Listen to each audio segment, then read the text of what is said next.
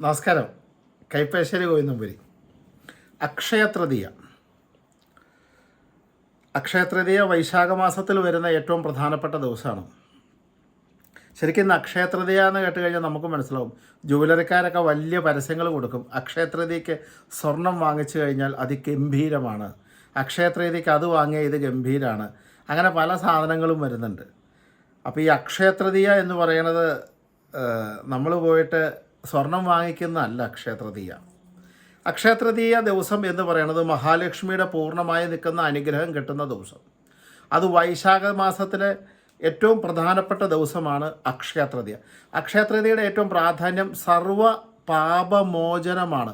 അന്ന് ഈ അക്ഷയതൃതീയയുടെ അന്ന് നിങ്ങൾ ഒരാൾക്കൊരു ഭക്ഷണം കൊടുത്താൽ, ഒരു മുണ്ട് മേടിച്ചു കൊടുത്താൽ, അല്ലെങ്കിൽ ഒരു വസ്ത്രം വാങ്ങിച്ചു കൊടുത്താൽ, ഒരു സാരി വാങ്ങിച്ചു കൊടുത്താൽ, ഒരു നേരത്തെ ഭക്ഷണം കൊടുത്താൽ, അല്ലെങ്കിൽ 1 രൂപ കൊടുത്താൽ, അങ്ങനെ എന്ത് ചെയ്താൽ പോലും ആ ചെയ്തതിന് മുഴുവൻ 1000 ഇരട്ടി ഫലം നമുക്ക് തിരിച്ചു കിട്ടുക.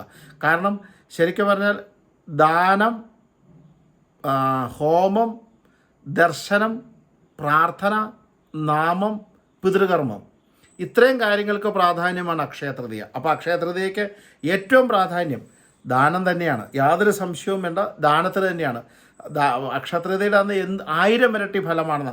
സർവ്വപാപമോചനവും ഉള്ളത്, നിങ്ങൾ ചെയ്യുന്ന എത്ര സൽക്രിയകളും അതേപടി അത് ഫലിക്കുകയും സർവ്വവിധ പാപങ്ങളിൽ നിന്ന് മോചനം നൽകാനും അക്ഷയതൃതീയ വളരെ ഗംഭീരമാണ്.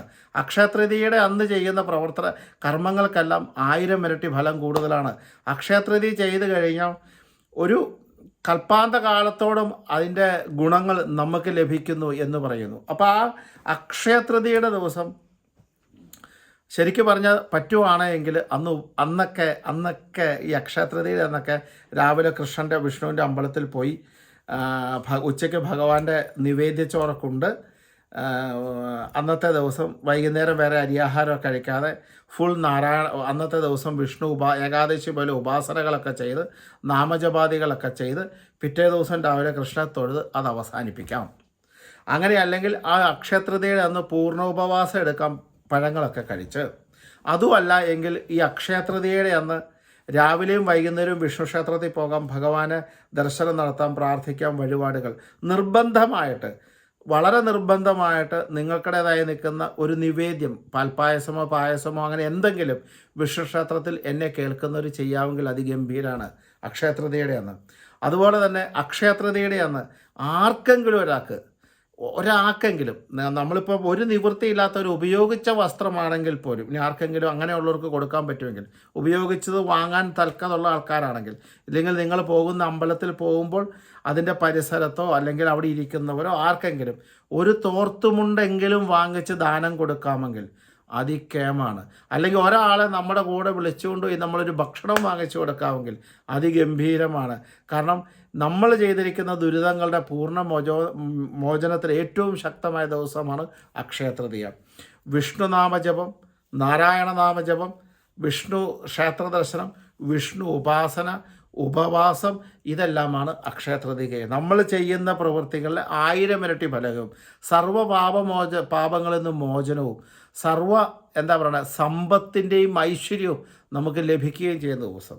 അതുപോലെ ശ്രീ സൂക്തം കൊണ്ട് ക്ഷേത്രങ്ങളിൽ പുഷ്പാഞ്ജലികൾ കഴിക്കുക, ശ്രീനമ ശ്രീനമ ശ്രീനമ എന്ന് മഹാലക്ഷ്മിയായിട്ട് നാമജപാദികൾ നയിക്കുക, നാരായണായ നമ എന്നുള്ള നാമജപം കൊണ്ട് ഭഗവാനെ അനുസ്മരിക്കുക, മാക്സിമം നാരായണനാമം ജപിക്കുക, മാക്സിമം ശ്രീനമ ജപിക്കുക, ദാനകർമ്മങ്ങൾ ജപിക്കുക, ഭഗവാന് മഞ്ഞപ്പെട്ട് സമർപ്പിക്കുക, ഭഗവാന് പായസം നിവേദ്യാദികൾ കൊടുക്കുക. അന്നത്തെ ദിവസം അങ്ങനെയുള്ള സൽക്കർമ്മങ്ങൾ ധാരാളം ചെയ്യണം. നമുക്ക് പറ്റാവുന്ന, അത് 100 രൂപ താഴെയാണെങ്കിൽ പോലും ആ സൽക്കർമ്മം ചെയ്ത് കഴിഞ്ഞാൽ നമുക്ക് കിട്ടാവുന്ന ഫലം 1000 ഇരട്ടിയാണ്. സർവ്വപാപത്തിൽ നിന്നും മോചനമാണ്. അതുപോലെ നമ്മുടെ മുത്തശ്ശിമാരോ ഒക്കെ ഉണ്ടെങ്കിൽ അന്നത്തെ ദിവസം സന്ദർശിക്കുക, അവർക്ക് എന്തെങ്കിലുമൊക്കെ കൊണ്ടു കൊടുക്കുക, അങ്ങനെയുള്ള കാര്യങ്ങൾ ചെയ്യാം. നമ്മുടെ പഠിപ്പിച്ച ഗുരുനാഥന്മാരുണ്ടെങ്കിൽ അവരെ പോയി കാണാം, അവർക്ക് എന്തെങ്കിലും വാങ്ങിച്ചു കൊടുക്കാം. നമ്മൾ ഇപ്പോഴും നമ്മൾ ആദരിക്കുന്ന നമ്മുടെ ശ്രേഷ്ഠന്മാരായി നടക്കണം, അവർക്ക് എന്തെങ്കിലും കൊണ്ട് കൊടുക്കാം. നിങ്ങളൊന്നും കൊടുക്കുന്നില്ല, ഒന്ന് തൊഴുതാൽ പോലും അതിന് 1000 ഇരട്ടി ഫലമാണ്. എന്തനുഗ്രഹം കിട്ടുന്നോ അതിന് വളരെ കേമത്തമാണ്. അതായത് എല്ലാ ദുരിതങ്ങളെയും സങ്കടങ്ങളെയും മാറ്റുന്ന ദിവസമാണ്.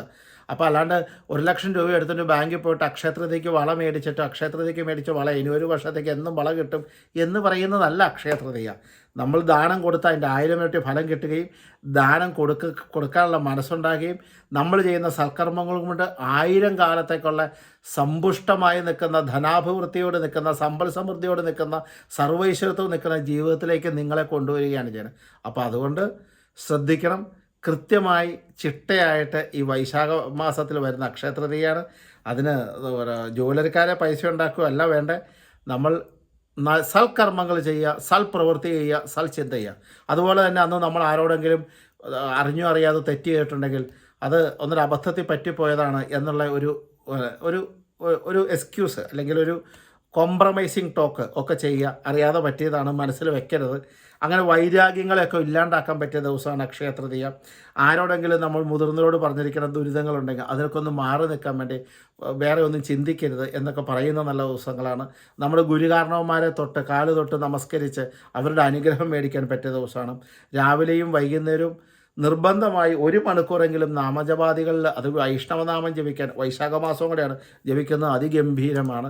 അന്നത്തെ ഉപവാസം ഭഗവാന്റെ ഭക്ഷണം കഴിച്ചുള്ള ഉപവാസം, ഒന്നും കഴിക്കാതെയുള്ള ഉപവാസം, അരിയാഹാരം കഴിക്കാതെയുള്ള ഉപവാസം, എങ്ങനെ എടുത്താലും അത് കേമത്തമാണ്. അപ്പോൾ അതുകൊണ്ട് അക്ഷയതൃതീയ നിങ്ങളുടെ അക്ഷയം എന്ന് പറഞ്ഞാൽ എന്താ?